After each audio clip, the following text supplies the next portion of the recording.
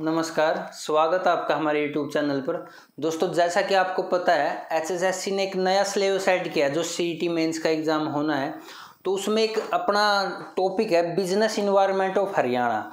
जो HSSC ने notification में सिलेबस मेंशन किया है वो हूबहू इस बुक से कॉपी है। As it is topic HSSC ने लिखे हैं। ये बुक है KUK की सेमेस्टर सेकेंड की बुक BCom, जो BCom है ना उसकी सेमेस्टर सेकंड की बुक है। तो इस बुक के बारे में एक वीडियो मैं पहले बना चुका हूँ। तो आज इस बुक से हम थ्योरी पढ़ना स्टार्ट करेंगे। ये वीडियो देखने के बाद आपको ये बुक की लैंग्वेज है जो समझ में आनी शुरू हो जाएगी। ठीक है, बात रही हिंदी और इंग्लिश लैंग्वेज की, तो मैं आपको बता दूं, अगर आप हिंदी में पढ़ते हैं ना तो उसको इंग्लिश में पढ़ने की आदत बनाइए, क्योंकि इंग्लिश भी as one of the subject है कंपटीशन एग्ज़ाम में। तो ऐसे कोई वो नहीं है कि रॉकेट साइंस वाले वर्ड इसमें है। तो मैं आपको इस वे में पढ़ाऊँगा कि आपको हिंदी और इंग्लिश कोई भी लैंग्वेज हो आपको समझ में आएगा। तो शुरू करते हैं। देखो, बिजनेस इन्वायरमेंट ऑफ हरियाणा। तो सबसे पहले बता दूं मैं बिजनेस। देखो, बिजनेस की डेफिनेशन क्या है। देखो, बिजनेस का अगर मैं लिटरल मीनिंग निकालूं तो बिजनेस का मतलब है बिजनेस से, यानी अपने आप को बिजी रखना। तो अगर इसका इकोनॉमिक सेंस में मतलब बताऊं तो इकोनॉमिक सेंस में क्या बनता है कि जैसे अपने आप को बिजी रखना फॉर अर्निंग प्रॉफिट, यानी प्रॉफिट कमाने के उद्देश्य से अपने आप को इकोनॉमिकल एक्टिविटी में बिजी रखना। ठीक है, जैसे कोई भी एक इंडिविजुअल पर्सन हो सकता है, ग्रुप ऑफ पीपल हो सकता है, ठीक है, या ग्रुप ऑफ इंडिविजुअल हो सकते हैं। तो वो अगर प्रॉफिट कमाने के उद्देश्य से कोई भी एक्टिविटी करते हैं, यानी सेल परचेज करते हैं, तो उसको हम बिजनेस बोलते हैं। ठीक है, तो देखो, बिजनेस के दो कंसेप्ट हैं। एक ओल्ड कंसेप्ट है और एक मॉडर्न कंसेप्ट या फिर न्यू कंसेप्ट बोल सकते हो आप। ठीक है, बिजनेस की डेफिनेशन के बारे में बताता हूँ। देखो, ओल्ड कंसेप्ट का क्या है। देखो, जो पहले होता था ना, पहले सिर्फ प्रॉफिट अर्निंग पर ध्यान दिया जाता था। कोई भी कंपनी है, फैक्ट्री है, कोई भी बिजनेस करती थी तो उनका मेन मोटिव क्या होता था कि प्रॉफिट कमाना है हमें। ठीक है, तो प्रॉफिट कमाने के लिए पहले क्या होता था, मोनोपोली होती थी, इतना कंपटीशन नहीं था, तो कंपनी अपनी मनमानी करती थी, तो उनकी कोई भी सोशल रिस्पॉन्सिबिलिटी नहीं होती थी। तो उनकी जो सोशल रिस्पॉन्सिबिलिटी होती थी उसको इग्नोर करके चलते थे वो। उनका मेन मोटिव क्या होता था, प्रॉफिट, यानी वो सिर्फ प्रॉफिट पे ध्यान देते थे। ये तो था ओल्ड कंसेप्ट। जो मॉडर्न कंसेप्ट आया है, फिर न्यू कंसेप्ट आया, तो धीरे धीरे कंपनियों को ये समझ में आने लग गया जैसे जैसे कंपटीशन बढ़ा कि जो कस्टमर होता था ना वो हमारा फाउंडेशन है, यानी वही सब कुछ है। अगर वो सेटिस्फाई है ना तभी आपका बिजनेस ग्रो करेगा। तो जो new concept of the business है उसमें जो ध्यान दिया जाता था वो दिया जाता था कस्टमर की सेटिस्फैक्शन पे।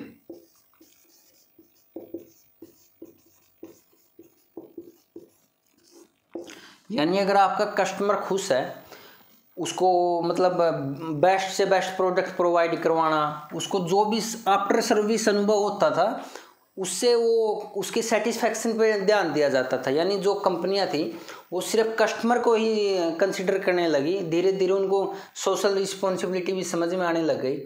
ठीक है, तो ये तो थी बिजनेस की डेफिनेशन। आगे देखो, बिजनेस इन्वायरमेंट। बिजनेस इन्वायरमेंट क्या होता है।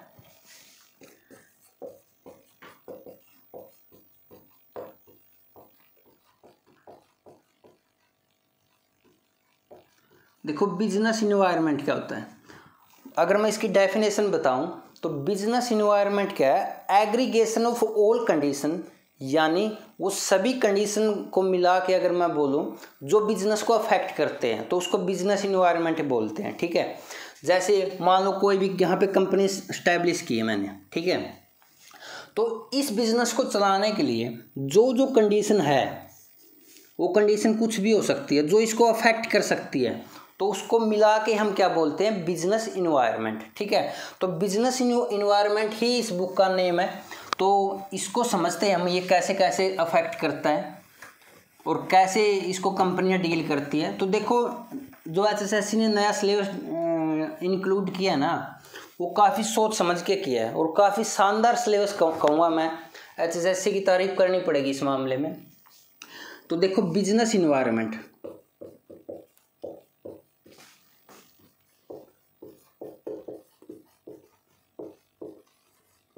देखो बिजनेस इन्वायरमेंट दो प्रकार से बिजनेस को इफेक्ट करता है।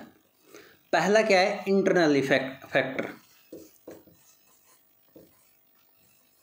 और एक होता है एक्सटर्नल। देखो इंटरनल क्या होता है, पहले इसकी डेफिनेशन बताता हूं मैं। इंटरनल फैक्टर वो फैक्टर होते हैं जिसको कोई भी बिजनेस फर्म या कंपनी या फिर आप इंडिविजुअल बोल सकते हो, जो उसको कंट्रोल कर सकता है। यानी वो फैक्टर जिसको एक बिजनेस कंट्रोल कर सकता है, ये उसके कंट्रोल में होते हैं, ठीक है, और उनको वो चेंज कर सकता है, तो उनको बोलते हैं हम इंटरनल फैक्टर। और जो एक्सटर्नल फैक्टर होते हैं ना, तो डियर स्टूडेंट्स, एक्सटर्नल फैक्टर वो होते हैं जिसको जो बियॉन्ड ऑफ द कंट्रोल होते हैं, यानी किसी भी कंपनी के हाथ में नहीं होते वो फैक्टर कंट्रोल करने, उसको हम एक्सटर्नल फैक्टर बोलते हैं। देखो दोनों फैक्टर इंपॉर्टेंट है, तो वन बाय वन हम इनको पढ़ेंगे। डियर स्टूडेंट्स, बिजनेस इन्वायरमेंट में जो इंटरनल फैक्टर होते हैं ना, देखो काफ़ी ज़्यादा इंपॉर्टेंट रोल है, तो वन बाय वन देखते हैं हम इनको। देखो सबसे पहले क्या है, फाइनेंस, R&D, लेबर मैनेजमेंट, और फोर्थ है ब्रांड इमेज। वो सभी फैक्टर जो एक कंपनी कंट्रोल कर सकती है या फिर एक बिजनेस कंट्रोल कर सकता है, उनको हम इंटरनल फैक्टर बोलते हैं। देखो जो एग्जाम के पर्सपेक्टिव व्यू से है वो एक्सटर्नल फैक्टर इंपॉर्टेंट है, लेकिन इनको एक बार गो थ्रू हो जाते हैं इनमें से। देखो फाइनेंस, कोई भी कंपनी स्टैब्लिश होती है तो उसको आपको पता है उसमें उसको फाइनेंस की ज़रूरत होती है, मनी की रिक्वायरमेंट होती है, या फिर बिजनेस रन करने के लिए भी रिक्वायरमेंट होती है, टाइम के साथ ग्रो करने के लिए भी मनी की आवश्यकता होती है। तो ये चीज़ें कंपनी कंट्रोल कर सकती है, यानी ये काफ़ी हद तक एक कंपनी की ग्रोथ को अफेक्ट करते हैं। तो ये है फाइनेंस। रिसर्च एंड डेवलपमेंट, देखो कोई भी बिजनेस फर्म है ना, उसमें एक विंग बनी होती है रिसर्च एंड डेवलपमेंट, क्योंकि टाइम के साथ टेक्नोलॉजी के साथ धीरे धीरे अपने आप को चेंज करना होता है। तो उसी पर्सपेक्टिव को ध्यान में रखते हुए रिसर्च एंड डेवलपमेंट पे कंपनी फोकस करती है। आगे है लेबर मैनेजमेंट। लेबर मैनेजमेंट क्या है, देखो एक कंपनी होती है ना, उसके अंदर का एक इन्वायरमेंट होता है, खुद का इन्वायरमेंट, कि मतलब वहाँ पे जो लेबर है उनके बीच में आपस में रिलेशन कैसे है, वे एक दूसरे को कितना सहयोग करते हैं। क्योंकि मान लो आपकी कंपनी है, उसमें जो लेबर में अगर आपस में लड़ाई झगड़ा होता रहता ना, तो वो आपकी कंपनी की ग्रोथ को डेफिनेटली अफेक्ट करेंगे, ठीक है। और अगर आपके कर्मचारी मिलजुल के रहते हैं तो वो बिजनेस के पर्सपेक्टिव से काफ़ी अच्छा है। तो वो है लेबर मैनेजमेंट, क्योंकि आप लेबर को किस तरह से मैनेज करते हैं ये चीज़ भी इंटरनल फैक्टर में आती है। देखो आगे है ब्रांड इमेज। आपकी कोई भी कंपनी है उसकी एक अपनी ब्रांड इमेज होती है, ठीक है, वो अपनी बिजनेस को लेकर जो अपनी इमेज बनाती है उसको ब्रांड इमेज बोलते हैं।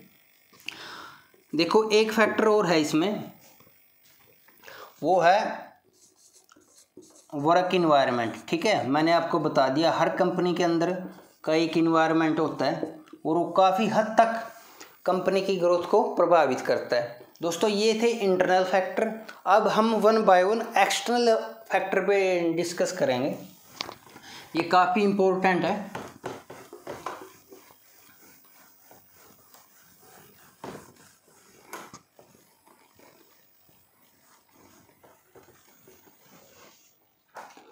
देखो आगे है एक्सटर्नल फैक्टर।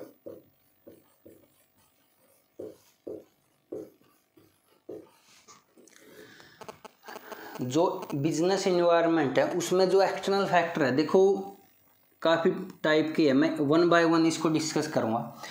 जो एक्सटर्नल फैक्टर है ना, वो दो टाइप के होते हैं, एक तो माइक्रो और सेकंड है मैक्रो, ठीक है। जो माइक्रो है, माइक्रो में क्या है, पहला है सप्लायर, सेकंड है कस्टमर,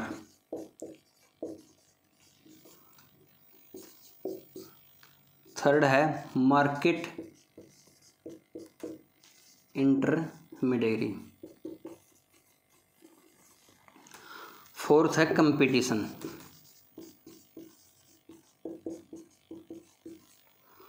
और फिफ्थ है पब्लिक। देखो अब मैं आपको वन बाय वन एक्सप्लेन करता हूँ। एक्सटर्नल फैक्टर दो टाइप के होते हैं, माइक्रो और मैक्रो।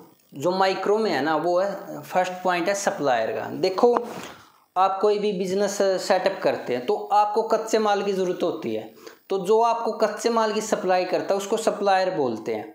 देखो सप्लायर चूज करते टाइम आपको दो चीज़ें ध्यान में रखनी है। सबसे पहली तो है रिलायबल। आपका जो सप्लायर है वो रिलायबल होना चाहिए, यानी आपको टाइम से कच्चे माल की आपूर्ति करता रहे, तभी आप बिजनेस ग्रो कर पाएंगे। ठीक है।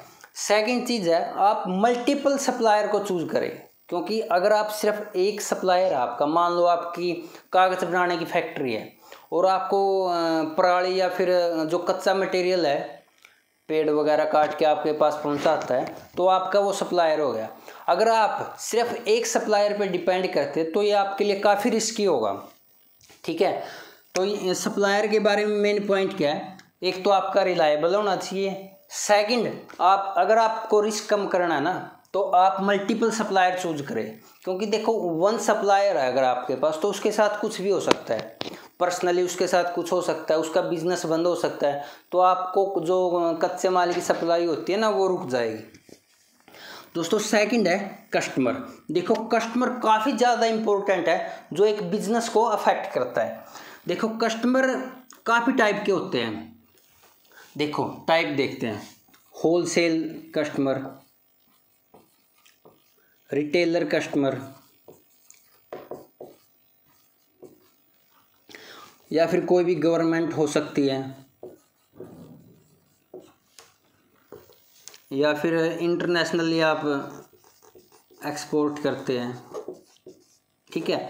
देखो कस्टमर है ना, कस्टमर के काफ़ी टाइप बता दिए मैंने, होलसेल हो गया, रिटेलर हो गया, गवर्नमेंट हो गई, या फिर इंटरनेशनल हो गया।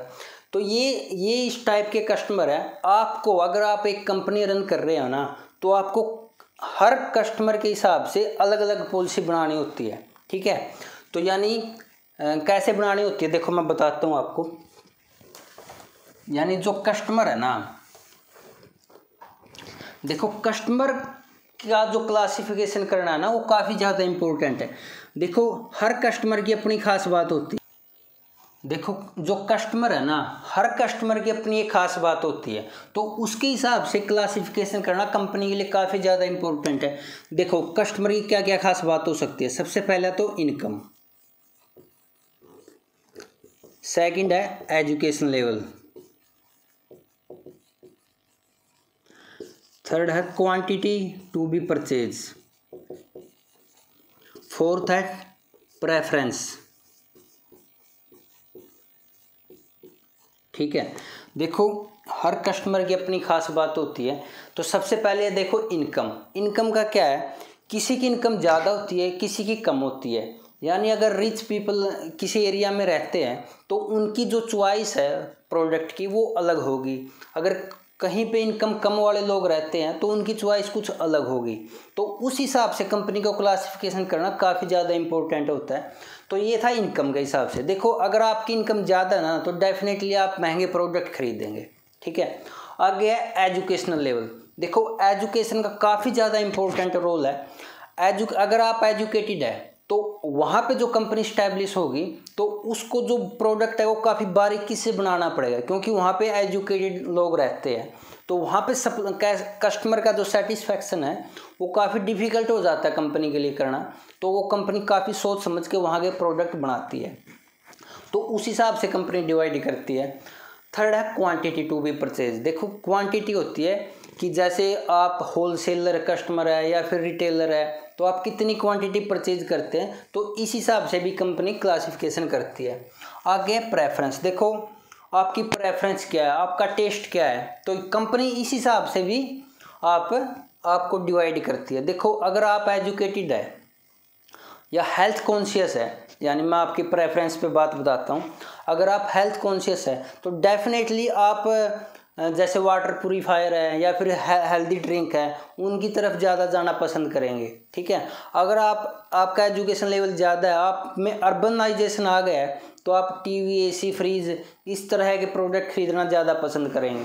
ठीक है। तो कंपनी है ना कस्टमर का क्लासिफिकेशन करती है और उस हिसाब से अपने प्रोडक्ट बनाती है। देखो हमने क्या किया, सप्लायर पढ़ लिया, कस्टमर पढ़ लिया, आगे हम मार्केट इंटरमीडिएरी यानी जो मिडल मैन होते हैं। देखो आपकी कंपनी और जो फाइनल कस्टमर होता है ना, उसके बीच में एक मिडल मैन होता है जो आपके प्रोडक्ट को फाइनल कस्टमर तक पहुंचाता है। तो ये मिडल मैन कुछ भी हो सकते हैं, जैसे कोई भी एजेंट हो सकता है, या फिर कोई गोदाम वाला हो सकता है, या फिर होलसेल कस्टमर हो सकता है जो आपके प्रोडक्ट की मार्केटिंग भी करेगा और आपके प्रोडक्ट को बेचेगा भी। ठीक है, आगे कंपटीशन। देखो मैंने आपको बताया पहले कंपटीशन कम होता था, लगभग हर बिजनेस में मोनोपोली होती थी, लेकिन अब आपको पता है एक चाय बनाने से लेकर स्पेस तक में कंपटीशन है। आप अपने एग्ज़ाम से लगा लीजिए, काफ़ी ज़्यादा कंपटीशन बढ़ गया धीरे धीरे। तो कंपटीशन बढ़ने से क्या है कि कंपनी को जो कस्टमर सेटिस्फैक्शन है उसकी तरफ ज़्यादा ध्यान देना शुरू कर दिया है। तो ये काफ़ी पॉजिटिव भी है, जिससे मतलब जो रिसर्च एंड डेवलपमेंट में भी इनोवेशन है, कोई भी ये चीज़ें बढ़ गई है पहले के कंपैरिजन में। आगे है पब्लिक। देखो पब्लिक दो प्रकार की होती है, एक तो होती है मीडिया पब्लिक, सेकंड होती है लोकल पब्लिक। देखो मीडिया पब्लिक आपके बिजनेस को रन करने में कैसे अफेक्ट करती है। जो मीडिया पब्लिक होती है ना, जैसे मैगजीन है, न्यूज़पेपर है, या फिर सोशल मीडिया है, या फिर कोई भी प्लेटफार्म है जहाँ से जिसकी जो रीच होती है वाइड एरिया में होती है। मान लो किसी न्यूज़पेपर ने आपकी कंपनी के बारे में गलत लिख दिया, तो उससे क्या होती है, आपकी ब्रांड इमेज कम हो जाती है और आपको प्रोडक्ट सेल करने में दिक्कत आती है। सेकंड है लोकल पब्लिक। देखो लोकल पब्लिक का इम्पोर्टेंस बताता हूँ आपको। जो लोकल पब्लिक होती है, मान लो आप किसी गांव में शराब का ठेका खोलना चाहते हो, ठीक है, गवर्नमेंट ने आपको अथॉरिटी दे दी, लेकिन वहाँ के जो लोकल लोग हैं वो उस चीज़ के खिलाफ है, वो आपका अपोज करते हैं, आपको सेल करने नहीं देते। तो उससे क्या होता है, आपका जो बिज़नेस है, आपकी जो शराब फैक्ट्री है या फिर शराब का ठेका है, वहाँ पे नहीं चल सकता। तो ऐसे काफ़ी बिजनेस है, ऐसे काफ़ी उदाहरण है जहाँ पे लोगों के विरोध की वजह से अपने बिजनेस को बंद करना पड़ा। ठीक है, तो ये दो प्रकार की पब्लिक वाला रोल था। तो ये जो हमने चीज़ें पढ़ी ये क्या थी, माइक्रो, एक्सटर्नल फैक्टर में माइक्रो। ठीक है, अब हम देखते हैं मैक्रो।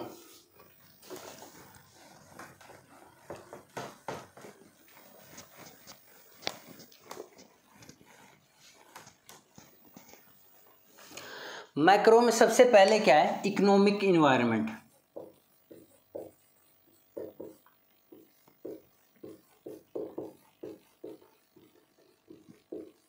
देखो इकोनॉमिक इन्वायरमेंट क्या होता है, कोई भी बिजनेस रन कर रहे हो तो उसमें दो प्रकार की इकोनॉमिक फैक्टर होते हैं। पहला तो क्या है, इकोनॉमिक कंडीशन, मैं लिख देता हूँ इकोनॉमिक कंडीशन। सेकंड क्या है, इकोनॉमिक पॉलिसी।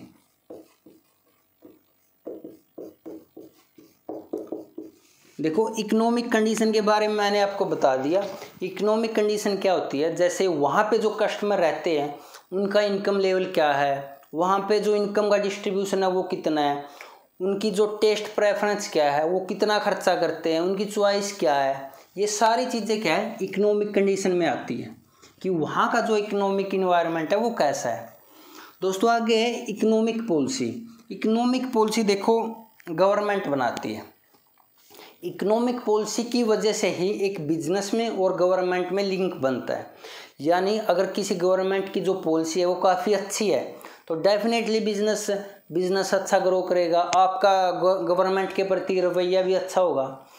अगर गवर्नमेंट पॉलिसी अच्छी नहीं बनाती, आपके फेवर में नहीं बनाती, तो डेफिनेटली आपका रवैया ठीक नहीं होगा और आपका बिजनेस भी ग्रो नहीं करेगा।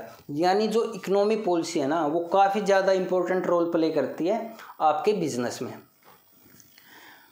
तो आगे है सेकंड, पॉलिटिकल इन्वायरमेंट।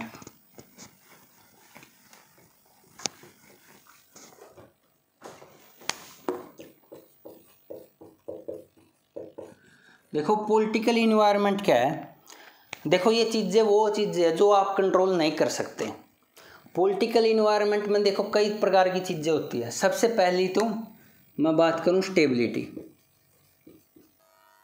चलो देखो सबसे पहले क्या पॉलिटिकल स्टेबिलिटी। पॉलिटिकल स्टेबिलिटी क्या होती है कि जहाँ पे आप बिजनेस सेट कर रहे हैं वहाँ पे जो पॉलिटिकल गवर्नमेंट चल रही है उसकी मतलब फ्रीक्वेंसी क्या है कि एक ही गवर्नमेंट लगभग 5 साल तक राज करती है या फिर हर महीने बाद कुछ ना कुछ इनस्टेबली आ रही है, तो वो कैसे अफेक्ट करती है आपके बिजनेस को। देखो मान के चलो आप हरियाणा में कोई बिजनेस लगा रहे हो, आज बीजेपी की गवर्नमेंट है, एक महीने बाद कुछ उथल पुथल होता है और फिर कांग्रेस की सरकार आ जाती है, तो वो कुछ अलग से पॉलिसी बना देती है आपके बिजनेस के लिए। और फिर 2 महीने बाद क्या होता है, कुछ दूसरी गवर्नमेंट आ जाती है तो वो कुछ अलग से पॉलिसी बनाती है। तो इससे क्या होता है कि आपके मन में अनसर्टेनिटी आ जाती है। ठीक है, आप कोई भी अपने हिसाब से पॉलिसी नहीं बना सकते क्योंकि बार बार गवर्नमेंट चेंज हो रही है और पॉलिसी चेंज हो रही है। तो इससे ये क्या है, पॉलिटिकल स्टेबिलिटी काफ़ी हद तक आपके बिजनेस को अफेक्ट करता है, लेकिन आप इसे कंट्रोल नहीं कर सकते। सेकंड क्या है, ओपोजिशन। यानी आप कोई भी बिजनेस रन कर रहे हो, आपके बिजनेस के प्रति अपोजिशन पार्टी का क्या रवैया है, क्या एटीट्यूड है, मतलब आप अपोजिशन उसको किस वे में देखता है। मान के चलो मैंने आपको एग्जांपल दिया था, आप शराब का ठेका या शराब की फैक्ट्री लगा रहे हो, ठीक है, गवर्नमेंट ने आपको अप्रूवल दे दी, लेकिन अपोजिशन उस चीज़ के खिलाफ है, अपोजिशन आपके बिजनेस को पसंद नहीं करता, उसका एटीट्यूड ठीक नहीं है उसके बारे में, तो बार बार विरोध करता है, तो उस चीज़ से भी आपके बिजनेस को काफ़ी हद तक ये आपको पीछे ले जाएगा। थर्ड चीज़ क्या है, सेंटर और स्टेट रिलेशन। देखो ये चीज़ें अंडरस्टूड है।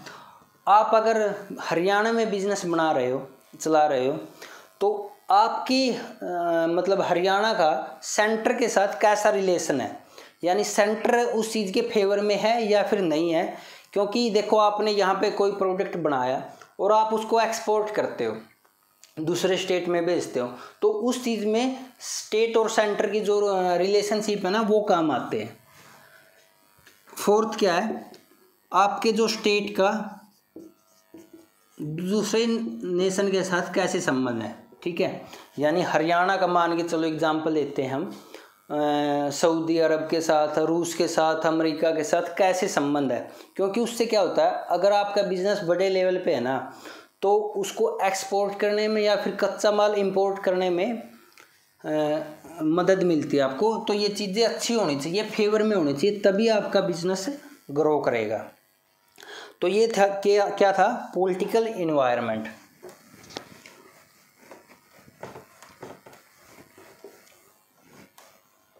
आगे क्या, सोशियो कल्चर इन्वायरमेंट।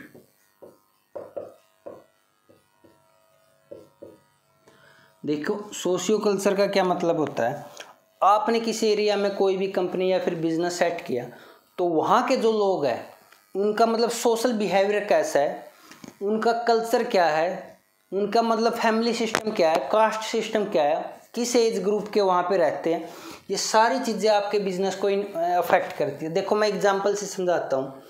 जो जैन धर्म होता है ना, जैन धर्म के लोगों की मान्यता है, या फिर वो अपने फॉलोवर को ऐसा करने से रोकते हैं कि आप चमड़ा उद्योग में काम नहीं कर सकते, फैक्ट्री सिगरेट बनाने की फैक्ट्री में काम नहीं कर सकते, शराब बनाने की फैक्ट्री में काम नहीं कर सकते। तो जैन धर्म, मान लो किसी गांव में जैन धर्म के लोग ज़्यादा रहते हो और आप वहाँ पे सिगरेट की फैक्ट्री लगा लेते हैं, तो ये पॉसिबल नहीं है, क्योंकि आपको लेबर मिलने भी मुश्किल होगी और वो प्रोडक्ट सेल करने में भी दिक्कत आएगी। ठीक है, सेकंड एग्जांपल देता हूँ आपको, इसी बुक से एग्जांपल है ये इस्लाम का। देखो इस्लाम धर्म के लोगों को क्या मानता है, वो ना तो आपको ब्याज पे पैसे देंगे, ना फिर आपसे ब्याज पे पैसे लेंगे, यानी वो ब्याज को ही पसंद नहीं करते। तो उस चीज़ में आप फाइनेंस का बिजनेस नहीं चला सकते। ठीक है, तो वहाँ पे जो कास्ट सिस्टम कैसा है, फैमिली सिस्टम कैसा है। देखो फैमिली सिस्टम का मतलब बताऊँ आपको, मान लो किसी गांव में कल्चर है वहाँ का कि वहाँ पे ज्वाइंट फैमिली ही रहेगी। अगर ज्वाइंट फैमिली होगी तो वहाँ पे नॉर्मल सी बात है कि वहाँ पे डिमांड है ना वो कम हो जाएगी। अगर किसी गांव में अलग अलग सेपरेट परिवार रहने की आदत है, कल्चर है वहाँ का, तो ऑटोमेटिकली डिमांड बढ़ जाएगी। तो देखो ये था सोशियो कल्चर इन्वायरमेंट।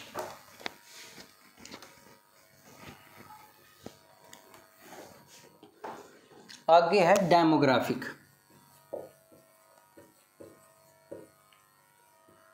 डेमोग्राफिक का क्या मतलब है? देखो डेमो का मतलब क्या होता है? पॉपुलेशन से, ठीक है।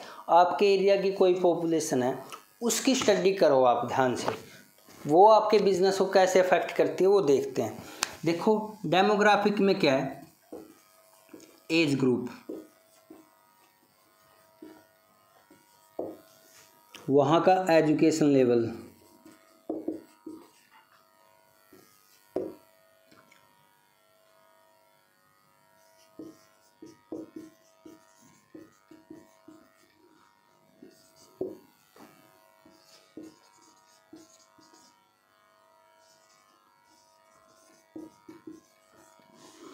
देखो आप जिस एरिया में बिजनेस सेट कर रहे हो तो वहाँ का जो डेमोग्राफिक है वो कैसे डिवाइड करते हैं। देखो सबसे पहले एज ग्रुप, आपको आपके कस्टमर को है ना एज के हिसाब से डिवाइड करना काफ़ी ज़रूरी है, क्योंकि मान के चलो किसी गांव में अडल्ट एज के लोग ज़्यादा रहते हैं, वहाँ पे बूढ़े ज़्यादा रहते हैं, और आप उस गांव में गुब्बारे बेचने चले जाओ तो ऐसा पॉसिबल नहीं है। वो आपको उस हिसाब से प्रोडक्ट बनाने पड़ेंगे, ठीक है।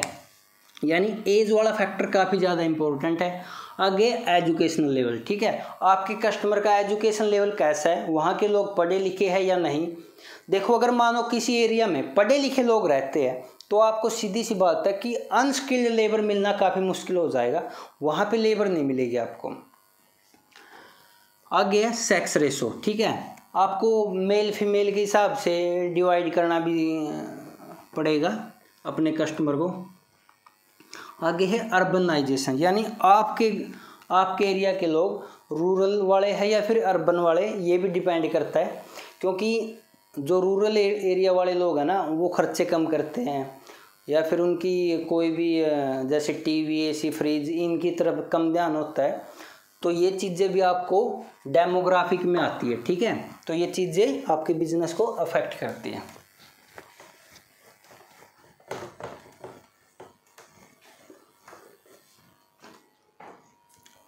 आगे है नेचर या फिर फिजिकल। देखो नेचर या फिजिकल इन्वायरमेंट का क्या मतलब है? मान के चलो अगर आपके एरिया में उबड़ खाबड़ जगह है, ठीक है, तो वहाँ पे जो आप एक तो कार सेल करते हो या फिर एक जीप सेल करते हो, तो नॉर्मल सी बात है, ये अंडरस्टूड है कि वहाँ पे जीप की बिक्री ज़्यादा होगी, क्योंकि उबड़ खाबड़ एरिया में जीप ज़्यादा चलाना पसंद करते हैं लोग, वो उसके हिसाब से सूटेबल होती है, ठीक है। या फिर आपका मान लो कोई एरिया ऐसा है जहाँ पे भूकंप ज़्यादा आते हैं या फिर बाढ़ ज़्यादा आती है, तो आपके बिजनेस के लिए अच्छा नहीं है, ठीक है। क्योंकि आप कोई भी कंपनी सेट करते हो और कुछ समय बाद वहाँ पे भूकंप आ जाता है तो ये आपको बर्बाद कर देगा। तो आपको है ना वहाँ की नेचर कैसी है, वहाँ का जो फिजिकल एग्जिस्टेंस है वो कैसा है, ये चीज़ें आपको लेके चलनी पड़ेगी, ठीक है। लास्ट है ग्लोबल रिलेशन। देखो ग्लोबल रिलेशन का क्या मतलब है कि आपका मान के चलो आप कोई भी कंपनी या बिजनेस स्टार्ट करते हो और उस चीज़ को लेके WTO या फिर IMF का क्या रवैया है, क्या एग्रीमेंट होते हैं आपके देश के साथ, आप इंपोर्ट कर सकते हो या एक्सपोर्ट कर सकते हो। तो ये सारी चीज़ें क्या करती है, ग्लोबल रिलेशन पे डिपेंड करती है कि अदर कंट्री। देखो अगर अब रूस का और यूक्रेन का युद्ध हुआ तो इसकी वजह से है ना काफ़ी चीज़ें अफेक्ट हुई, हमारे यहाँ पे कुछ चीज़ों की डिमांड बढ़ गई, कुछ ही घट गई। तो ये सारी चीज़ें है ना ग्लोबलाइजेशन का इफेक्ट है, यानी आपको दूसरे देशों के साथ रिलेशन देखना पड़ेगा, वो चीज़ें भी आपको अफेक्ट करती है। तो दोस्तों ये क्या था, मैंने आपको ये जो बुक मैंने आपको बताई है इसका फर्स्ट चैप्टर था इंट्रोडक्शन टू बिजनेस इन्वायरमेंट, मैंने वो डिस्कस किया है। तो ये वीडियो देखने के बाद अगर आप पढ़ेंगे तो आपको आसानी से समझ में आएगा। तो हम धीरे धीरे एक एक चैप्टर करके सभी ये जो बुक है इसको कंप्लीट करेंगे, उसके बाद एक MCQ की क्लास लेके आएंगे। तो अगर आपको कोई भी डाउट है इस बारे में तो आप कमेंट सेक्शन में पूछ सकते हो। तो थैंक यू दोस्तों, ऑल द बेस्ट।